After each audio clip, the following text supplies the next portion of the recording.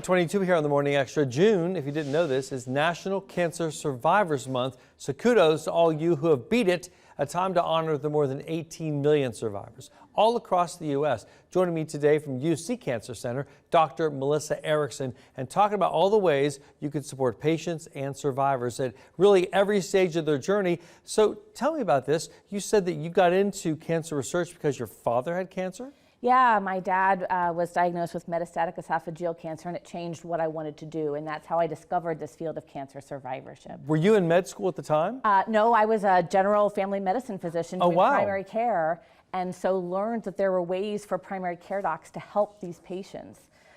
We know that cancer survivors do better when they stay connected with their primary care docs during and after cancer. Yes. But the opposite often happens, where they become disconnected. And primary care docs additionally say we want to care for them, but we don't have the required formal training to do so.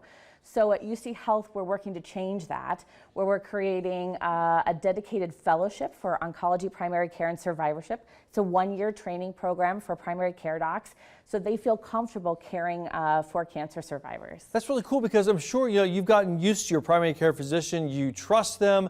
You feel like you have a good rapport with them, but now you're getting into a territory, maybe they're just simply not familiar with something that specific. Absolutely. We know that our survivors face unique issues, and just because they're done with cancer treatment doesn't mean all of their symptoms or issues go away. In fact, they often may develop new issues. They may have persistent fatigue, they may have sexual health concerns, they may have emotional concerns, fear of that cancer coming back. Is this new symptom? Is this something that could be a cancer?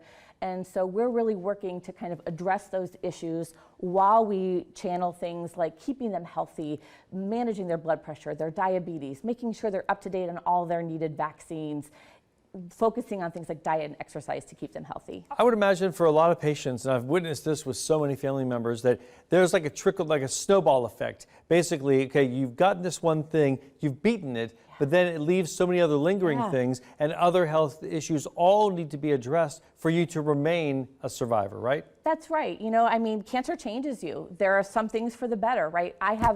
My patients are so grateful to be living and having beat cancer, but it also changes you sometimes for other things. And so we are there to address those and say, it's okay. Sometimes they're afraid to say, well, I should just be grateful I'm alive. I shouldn't be complaining of these issues. And we're to say, no, we're here for you. We're here to help you. Go ahead and complain, because if you don't complain, we don't know. We can't help you. Exactly. You can't help you if you don't know. The emotional, the mental health recovery, I would say that's about 90% of it all, right? Oh, it's huge. It's the probably one of the top things we deal with is the stress that comes along with this. And so we're grateful to partner with some of our folks in mental health and our integrative medicine to really channel and address those issues that they're facing. So for doctors out there who want to take this fellowship, what do they need to do?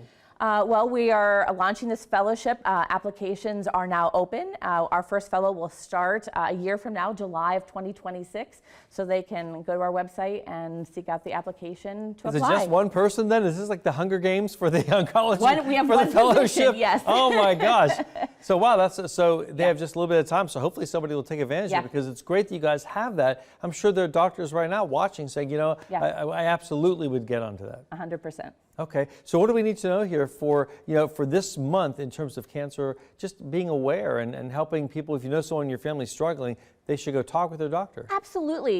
I think a lot of survivors don't know that there are dedicated survivorship clinics available. And so we are always taking new patients to our clinic. And so they can reach out to our website, uchealth.com, or they can call 513-585-UCCC to learn more. Well, I think it's great that you've dedicated your life to it after being inspired by your own father. That's really a great story. Dr. Melissa, thank you so much for coming on in. We'll take a little break here on Fox 19 Now. We'll put that information on our website, so if you want to get in touch, you certainly can. Thank you.